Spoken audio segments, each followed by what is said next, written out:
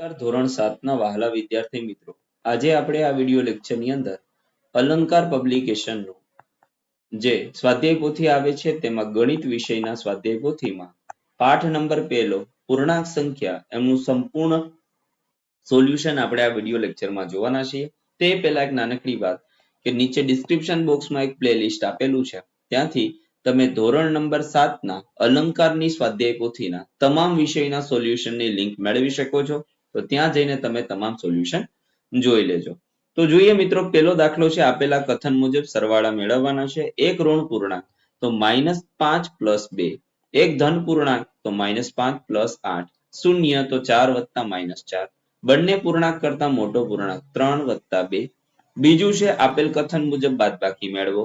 એક ધન પૂર્ણાંક તો -6 + 9, એક ઋણ પૂર્ણાંક તો 3 + -5, શૂન્ય તો -7 + 7, બંને પૂર્ણાંક કરતા નાનો પૂર્ણાંક તો 7 - 4. હવે વિકલ્પ પસંદ કરીને જવાબ લખવાનો છે. તો જેમાં પહેલું, નીચેના પૈકી કયા બે પૂર્ણાંકને જોડતા જવાબ -5 મળે? તો જવાબ આવશે a -7 + 2. બીજું, સરવાળા વિશે તટસ્થ સંખ્યા કઈ છે? તેમાં આવશે d 0. ત્રીજું છે -8 + -4 બરાબર ખાલી જગ્યા +8, તો જવાબ આવશે -4. ચોથું છે નીચેના પૈકી કઈ બે પૂર્ણાંકની બાદબાકીથી શૂન્ય મળશે? તો જવાબ આવશે -5 - -5. બીજું, પ્રત્યેક વિધાન સાચું બને તે રીતે ખાલી જગ્યા પૂરો. -4 + 3 = 3 + -4. બીજું, 0 + -9 = -9. 6 + -4 + 5 બરાબર -4 + 6 + 5. -13 + 13 = 0.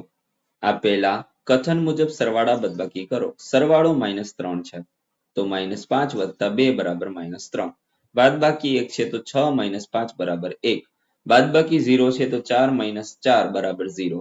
સરવાળો -6 છે તો -4 + -2 = -6. ચોથું છે એક ધન પૂર્ણાંક અને એક ઋણ પૂર્ણાંકનો સરવાળો -3 મળે તો 4 + -7. બે ઋણ પૂર્ણાંક છે એની બાદબાકી 8 મળે તો -4 - -14. એક ઋણ પૂર્ણાંક અને ધન પૂર્ણાંકની બાદબાકી -9 મળે તો -4 - 5. સાતમું, ખાલી જગ્યામાં યોગ્ય અંક લખી પૂર્ણ કરો. પહેલું, -8 + -5 = -13.